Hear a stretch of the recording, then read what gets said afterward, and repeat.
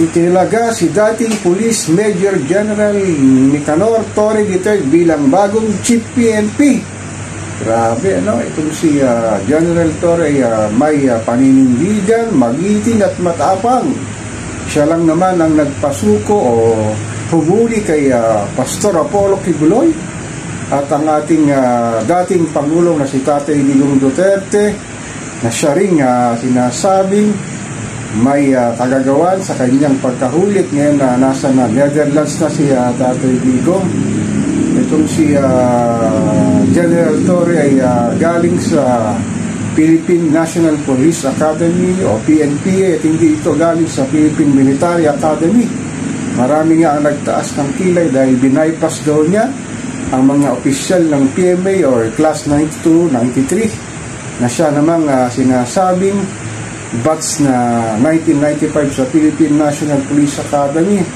Talagang malaking tiwala ng kasalukuyang administrasyon sa taong ito dahil napakagaling at napakasipag magtrabaho at bagay na bagay sa kanyang pagiging pinuno ng Philippine National Police sa kanyang pamamagitan ng kanyang ipinakikitang magandang halimbawa lalo na sa mga kanyang kapulisan at talagang magaling itong taong ito at nirirespeto nga ng mga kapwa general at ang kanyang mga sinasabing mga tauhan. Talagang sinasabing magaling nga ito at maganda nga ito at napili ng ating Pangulo na si PBBM upang pumalit kay dating police chief ng PNP na si General Marbil.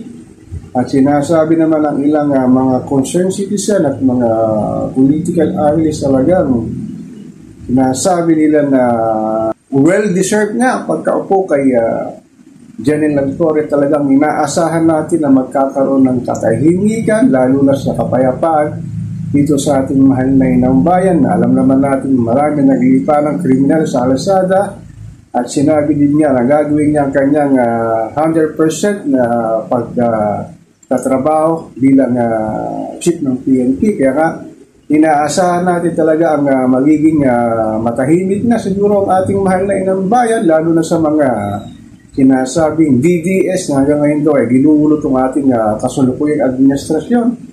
Ang masasabi ko lang kay General Torre, kudos Mr. Torre, sana yung inaasahan ng taong bayan talagang maipakita mo sa iyong matapat na paglilingkod dito sa ating bayan na talagang lalo na mga kriminal at mga kaliwang panig na lumalaban sa ating gobyerno ay matitigil na para sa ating pagunlad dito sa ating mahal na inang bayan. So ako po si Papa Ken, patuloy po akong magniniro dito sa pang-araw-araw nating buhay at kainapan dito sa ating mahal na inang bayan.